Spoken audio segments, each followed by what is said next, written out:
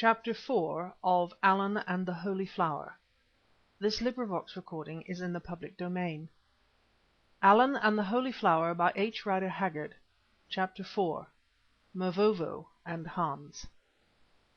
We arrived safely at Durban at the beginning of March, and took up our quarters at my house on the Berea, where I expected that Brother John would be awaiting us.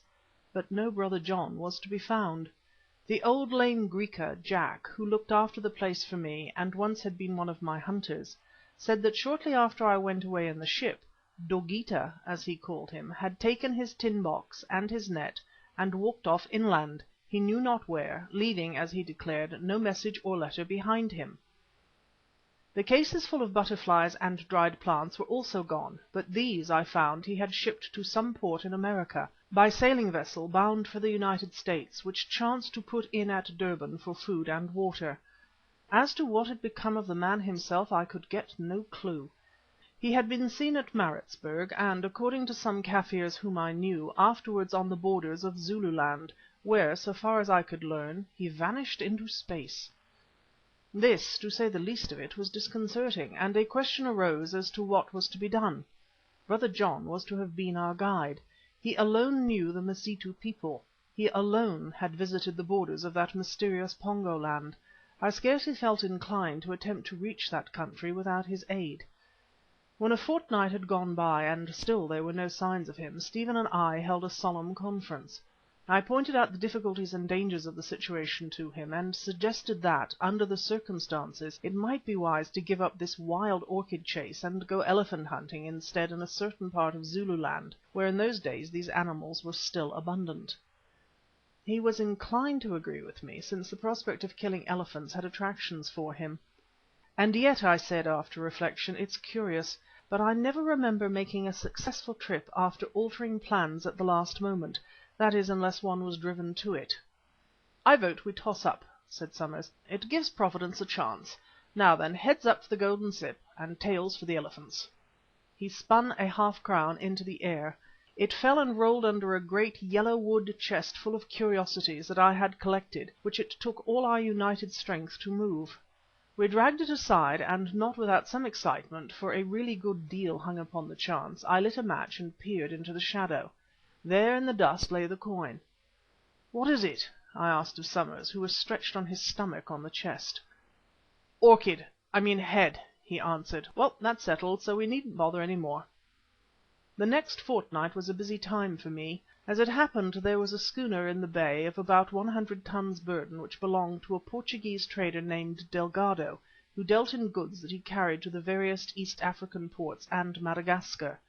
He was a villainous-looking person, whom I suspected of having dealings with the slave traders, who were very numerous and a great power in those days, if indeed he were not one himself.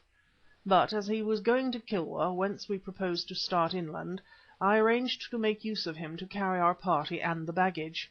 The bargain was not altogether easy to strike for two reasons. First, he did not appear to be anxious that we should hunt in the districts at the back of Kilwa, where he assured me there was no game, and secondly, he said that he wanted to sail at once. However, I overcame his objections with an argument he could not resist, namely money, and in the end he agreed to postpone his departure for 14 days. Then I set about collecting our men, of whom I had made up my mind there must not be less than 20. Already I had sent messengers summoning to Durban from Zululand and the upper districts of Natal various hunters who had accompanied me on other expeditions. To the number of a dozen or so they arrived in due course. I have always had the good fortune to be on the best of terms with my Kaffirs, and where I went they were ready to go without asking any questions. The man whom I had selected to be their captain under me was a Zulu of the name of Mavovo. He was a short fellow, past middle age, with an enormous chest. His strength was proverbial. Indeed, it was said that he could throw an ox by the horns, and myself I have seen him hold down the head of a wounded buffalo that had fallen until I could come up and shoot it. When I first knew Mavovo, he was a petty chief and witch-doctor in Zululand. Like myself, he had fought for the Prince Umbelazi in the great battle of the Tugela, a crime which Cetewayo never forgave him. About a year afterwards he got warning that he had been smelt out as a wizard and was going to be killed. He fled with 2 of his wives and a child. The slayers overtook them before he could reach the Natal border, and stabbed the elder wife and child of the second wife. They were 4 men, and, made mad by the sight, Mavovo turned on them and killed them all. Then, with the remaining wife, cut to pieces as he was, he crept to the river and through it to Natal. Not long after his wife died also, it was said from grief at the loss of her child. Mavovo did not marry again, perhaps because he was now a man without means, for Cetewayo had taken all his cattle, also he was made ugly by an assegai wound which had cut off his right nostril. Shortly after the death of his second wife he sought me out and told me he was a chief without a kraal and wished to become my hunter. So I took him on, a step which I never had any cause to regret, since although morose and at times given to the practice of uncanny arts, he was a most faithful servant and brave as a lion, or rather as a buffalo, for a lion is not always brave. Another man whom I did not send for, but who came, was an old Hottentot named Hans, with whom I had been more or less mixed up all my life. When I was a boy he was my father's servant in the Cape Colony and my companion in some of those early wars. Also he detailed some very terrible adventures with me, which I have detailed in the history I have written of my first wife, Maria Marias. For instance, he and I were the only persons who escaped from the massacre of Retief and his companions by the Zulu king, Dingaan. In the subsequent campaigns, including the Battle of the Blood River, he fought at my side and ultimately received a good share of captured cattle. After this he retired and set up a native store at a place called Pinetown, about 15 miles out of Durban. Here, I'm afraid, he got into bad ways and took to drink more or less, also to gambling. At any rate, he lost most of his property, so much of it indeed that he scarcely knew which way to turn. Thus it happened that one evening, when I went out of the house where I had been making up my accounts, I saw a yellow-faced, white-haired old fellow squatted on the verandah, smoking a pipe made out of a corn-cob. "Good day, Baas," he said. "Here I am, Hans." "So I see," I answered rather coldly. "And what are you doing here, Hans? How can I spare you from your drinking and gambling in Pinetown to visit me here, Hans, after I've not seen you for 3 years?" "Baas, the gambling is finished, because I have nothing more to stake, and the drinking is done too, because 1 bottle of Cape Smoke makes me feel quite ill next morning. So now I only take water, and as little of that as I can, water and some tobacco to cover up its taste." "I'm glad to hear it, Hans. If my father the Predikant, who baptized you, were alive now, he would have much to say about your conduct, as indeed I have no doubt he will presently when you have gone into a hole, i.e. a grave. For there in the hole he will be waiting for you, Hans." I know, Baas. I have been thinking of that, and it troubles me. Your reverend father, the Predikant, will be very cross indeed with me when I join him in the place of fires where he sits awaiting me. So I wish to make my peace with him by dying well, and in your service, Baas. I hear that the Baas is going on an expedition. I have come to accompany the Baas." "To accompany me? Why, you are old. You are not worth 5 shillings a month and your scoff (food). You are a shrunken old brandy cask that will not even hold water." Hans grinned right across his ugly face. "Oh, Baas, I am old, but I am clever. All these years I have been gathering wisdom. I am as full of it as a bee's nest is with honey when the summer is done. And, Baas, I can stop those leaks in the cask." "Hans, it is no good. I don't want you. I am going into great danger. I must have those about me whom I can trust." "Well, Baas, who can be better trusted than Hans? Who warned you of the attack of the Quabies at Marisfontein, and who so saved the life of—" "Hush!" I said. "I understand. I will not speak the name. It is holy not to be mentioned. It is the name of one who stands with the white angels before God not to be mentioned by poor drunken Hans. Still, who stood at your side in that great fight? Ah, it makes me young again to think of it, when the roof burned, when the door was broken down, when we met the Quabies on the spear, when you held the pistol to the head of the Holy One whose name must not be mentioned, the Great One who knew how to die. Oh, Baas, our lives are twisted up together like the creeper and the tree, and where you go there I must go also. Do not turn me away. I ask no wages, only a bit of food and a handful of tobacco, and the light of your face and a word now and again of the memories that belong to both of us. I am still very strong. I can shoot well. Well, Baas, who was it that put it into your mind to aim at the tails of the vultures on the hill of slaughter yonder in Zululand, and so saved the lives of all the Boer people, and of her whose holy name must not be mentioned? Baas, you will not turn me away." "No," I answered, "you can come, but you will swear by the spirit of my father the Predikant to touch no liquor on this journey." "I swear by his spirit and by that of the Holy One," and he flung himself forward on to his knees, took my hand and kissed it. Then he rose and said in a matter-of-fact tone: "If the Baas can give me 2 blankets I shall thank him, also 5 shillings to buy some tobacco and a new knife. Where are the Baas's guns? I must go to oil them. I beg that the Baas will take with him that little rifle which is named Intombi (Maiden), and the one with which he shot the vultures on the hill of slaughter, the one that killed the geese in the goose kloof when I loaded for him and he won the great match against the Boer whom Dingaan called Two Faces." "Good," I said. "Here are the 5 shillings. You shall have the blankets and a new gun and all things needful. You will find the guns in the little back room, and with them those of the Baas, my companion, who also is your master. Go see to them." At length all was ready. The cases of guns, ammunition, medicines, presents and food were on board the Maria. So were 4 donkeys that I had bought in the hope that they would prove useful, either to ride or as pack beasts. The donkey, be it remembered, and man are the only animals which are said to be immune from the poisonous effects of the bite of tsetse fly, except, of course, the wild game. It was our last night at Durban, a very beautiful night of full moon at the end of March, for the Portuguese Delgado had announced his intention of sailing on the following morning. Stephen Somers and I were seated on the step smoking and talking things over. "It is a strange thing," I said, "that Brother John should never have turned up. I know that he was set upon making this expedition, not only for the sake of the orchid, but also for some other reason of which he would not speak. I think that the old fellow must be dead." "Very likely," answered Stephen. We had become intimate, and I called him Stephen now. "A man alone among savages might easily come to grief and never be heard of again. Hark! What's that?"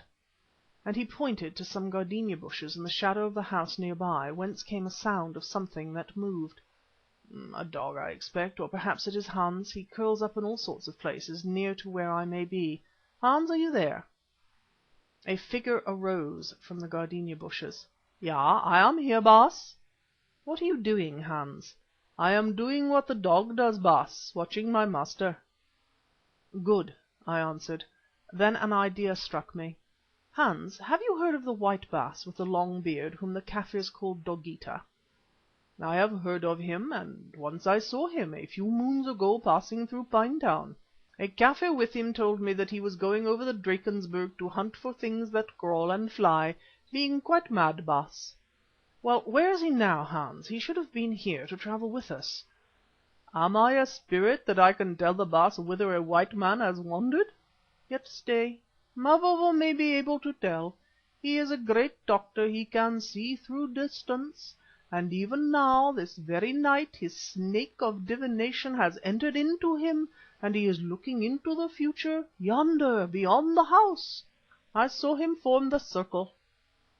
I translated what Hans said to Stephen, for he had been talking in Dutch, then asked him if he would like to see some Kaffir magic. "Of course," he answered, "but it's all bosh, isn't it?" "Oh yes, all bosh, or so most people say," I answered evasively. "Still, sometimes these Inyangas tell one strange things." Then, led by Hans, we crept round the house to where there was a 5-foot stone wall at the back of the stable. Beyond this wall, within the circle of some huts where my Kaffirs lived, was an open space with an ant-heap floor where they did their cooking. Here, facing us, sat Mavovo, while in a ring around him were all the hunters who were to accompany us, also Jack, the lame Griqua, and the 2 houseboys. In front of Mavovo burned a number of little wood fires. I counted them and found that there were 14, which, I reflected, was the exact number of our hunters plus ourselves.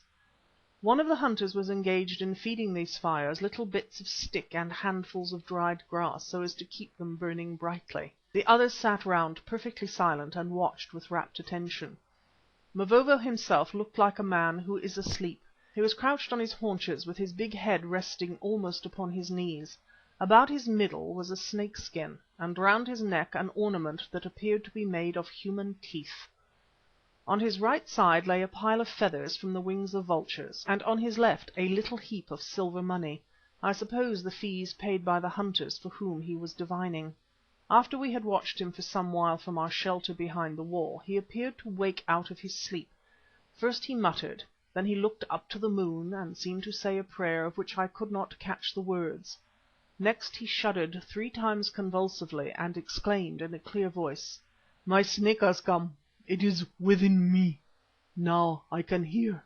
Now I can see." 3 of the little fires, those immediately in front of him, were larger than the others.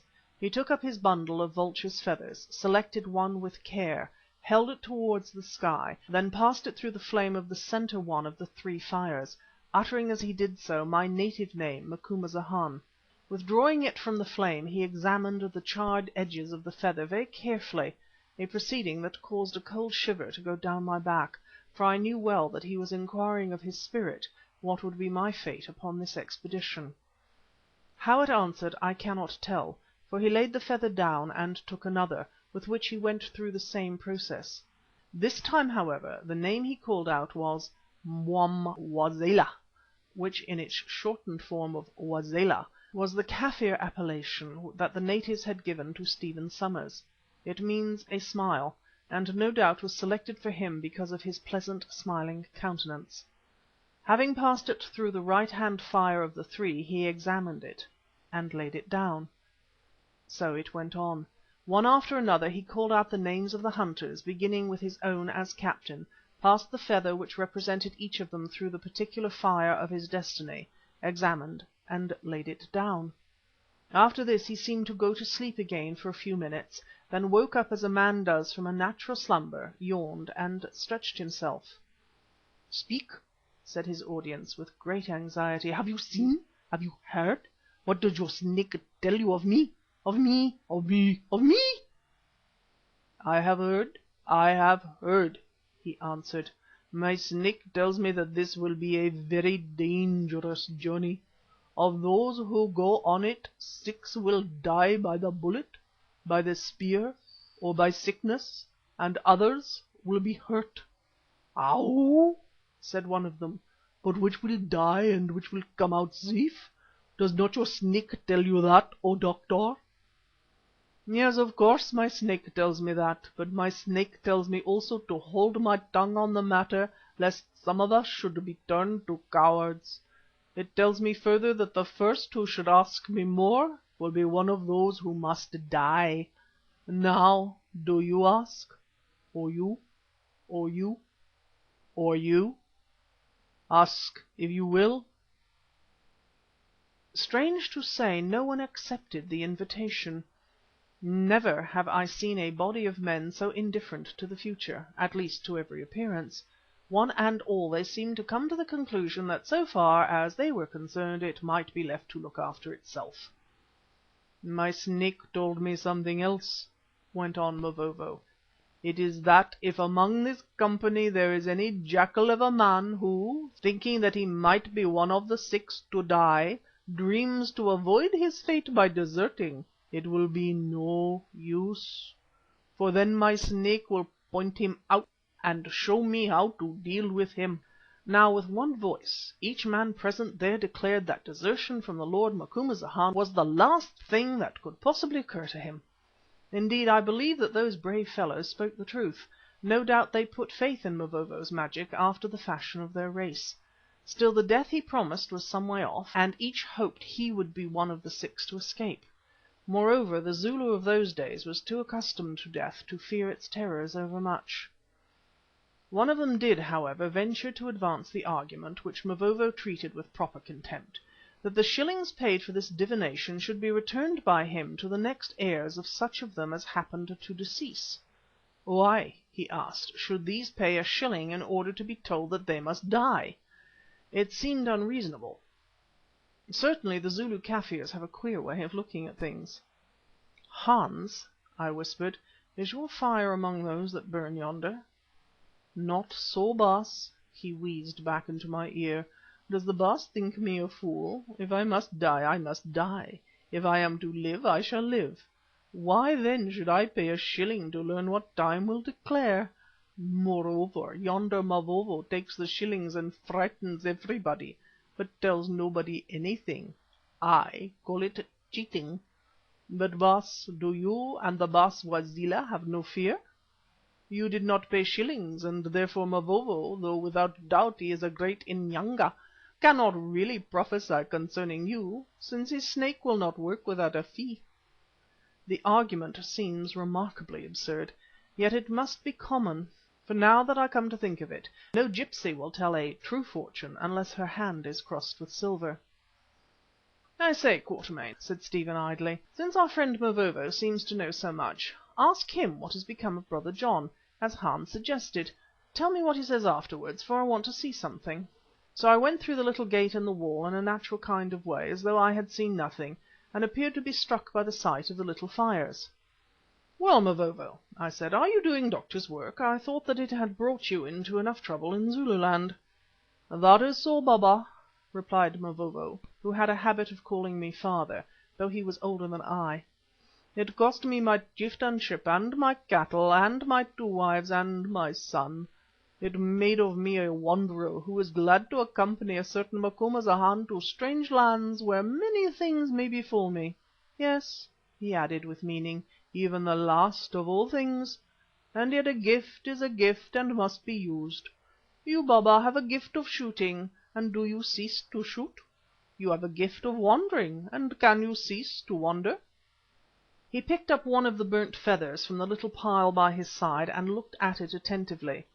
"Perhaps, Baba, you have been told, my ears are very sharp, and I thought I heard some words floating through the air just now, that we poor Kaffir Inyangas can prophesy nothing true unless we are paid, and perhaps that is a fact so far as something of the moment is concerned. And yet the snake in the Inyanga, jumping over the little rock which hides the present from it, may see the path that winds far and far away through the valleys, across the streams, up the mountains, till it is lost in the heaven above. Thus on this feather burnt in my magic fire I seem to see something of your future, O my father Macumazahn. Far and far your road runs," and he drew his finger along the feather. "Here is a journey," and he flicked away a carbonized flake. "Here is another, and another, and another," and he flicked off flake after flake. "Here is one that is very successful, it leaves you rich. And here is yet one more, a wonderful journey this, in which you see strange things and meet strange people. Then," and he blew on the feather in such a fashion that all the charred filaments, Brother John says that laminae is the right word for them, fell away from it. "Then there is nothing left save such a pole as some of my people stick upright on a grave, the shaft of memory they call it. Oh, my father, you will die in a distant land, but you will leave a great memory behind you that will live for hundreds of years, for see how strong is this quill over which the fire has had no power. With some of these others it is quite different," he added. "I dare say," I broke in, "but Mavovo, be so good as to leave me out of your magic, for I don't at all want to know what is going to happen to me. To-day is enough for me, without studying next month and next year. There is a saying in our holy book which runs, 'Sufficient to the day is its evil.'" "Quite so, Macumazahn. Indeed, that is a very good saying, as some of those hunters of yours are thinking now. Yet an hour ago they were forcing their shillings on me that I might tell them of the future. And you too want to know something. You did not come through that gate to quote to me the wisdom of your holy book. What is it, Baba? Be quick, for my snake is getting very tired. He wishes to go back to his hole in the world beneath." "Very well," I answered in a rather shamefaced fashion, for Mavovo had an uncanny way of seeing into one's secret motives. "I should like to know, if you can tell me, which you can't, what has become of the white man with the long beard whom you black people call Dogeetah. He should have been here to go on this journey with us. Indeed, he was to be our guide, and we cannot find him. Where is he, and why is he not here?" "Have you anything about you that belonged to Dogeetah, Macumazahn?" "No," I answered. "That is, yes," and from my pocket I produced the stump of pencil that Brother John had given me, which, being economical, I had saved up ever since. Mavovo took it, and after considering it carefully as he had done in the case of the feathers, swept up a pile of ashes with his horny hand from the edge of the largest of the little fires, that indeed which had represented myself. These ashes he patted flat.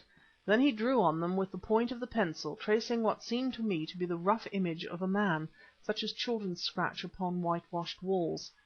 When he had finished he sat up and contemplated his handiwork with all the satisfaction of an artist. A breeze had risen from the sea and was blowing in little gusts, so that the fine ashes were disturbed, some of the lines of the picture being filled in and others altered or enlarged. For a while Mavovo sat with his eyes shut. Then he opened them, studied the ashes and what remained of the picture, and taking a blanket that lay near by, threw it over his head and over the ashes. Withdrawing it again presently, he cast it aside and pointed to the picture, which was now quite changed. Indeed, in the moonlight it looked more like a landscape than anything else. "All is clear, my father," he said in a matter-of-fact voice. "The white wanderer Dogeetah is not dead. He lives, but he is sick. Something is the matter with one of his legs so that he cannot walk. Perhaps a bone is broken or some beast has bitten him. He lies in a hut such as Kaffirs make, only this hut has a verandah round it like your stoep, and there are drawings on the wall. The hut is a long way off, I don't know where." "Is that all?" I asked, for he paused. "No, not all. Dogeetah is recovering. He will join us in that country whither we journey, at a time of trouble. That is all, and the fee is ½ crown." "You mean 1 shilling," I suggested. "No, my father Macumazahn. 1 shilling for simple magic, such as foretelling the fate of common black people, ½ crown for very difficult magic that has to do with white people, magic of which only great doctors like me, Mavovo, are the masters." I gave him the ½ crown and said: "Look here, friend Mavovo, I believe in you as a fighter and a hunter, but as a magician I think you are a humbug. Indeed, I am so sure of it that if ever Dogeetah turns up at a time of trouble in that land whither we are journeying, I will make you a present of that double-barrelled rifle of mine which you admired so much." One of his rare smiles appeared upon Mavovo's ugly face. "Then give it to me now, Baba," he said, "for it is already earned. My Snake cannot lie, especially when the fee is ½ crown." I shook my head and declined politely but with firmness. "Ah!" said Mavovo, "you white men are very clever and think you know everything, but it is not so, for in learning so much that is new, you have forgotten more that is old. When the Snake that is in you, Macumazahn, dwelt in a black savage like me 1,000 years ago, you could have done and did what I do. But now you can only mock and say, 'Mavovo the brave in battle, the great hunter, the loyal man, becomes a liar when he blows the burnt feather, or reads what the wind writes upon the charmed ashes.'" "I do not say that you are a liar, Mavovo. I say that you are deceived by your own imaginings. It is not possible that man can know what is hidden from man." "Is it indeed so, O Macumazahn, Watcher by Night? Am I Mavovo, the pupil of Zikali, the Opener of Roads, the greatest of wizards, indeed deceived by my own imaginings? Has no man no eyes but those in his head, that he cannot see what is hidden from man? Well, you say so, and all we black people know that you are very clever, and why should I, a poor Zulu, be able to see what you cannot see? Yet to-morrow, when one sends you a message from the ship in which we are to sail, begging you to come fast because there is trouble on the ship, then bethink you of your words and my words, and whether or no man can see what is hidden from man in the blackness of the future. Oh, that rifle of yours is mine already, though you will not give it to me now, you who think that I am a cheat. Well, my father Macumazahn, because you think I am a cheat, never again will I blow the feather or read what the wind writes upon the ashes for you or any who eat your food." Then he rose, saluted me with uplifted right hand, collected his little pile of money and bag of medicines, and marched off to the sleeping hut. On our way round the house we met my old lame caretaker, Jack. "Inkoosi," he said, "the white chief Wazela bade me say that he and the cook, Sam, have gone to sleep on board the ship to look after the goods. Sam came up just now and fetched him away. He says he will show you why to morrow." I nodded and passed on, wondering to myself why Stephen had suddenly determined to stay the night on the Maria. Chapter 5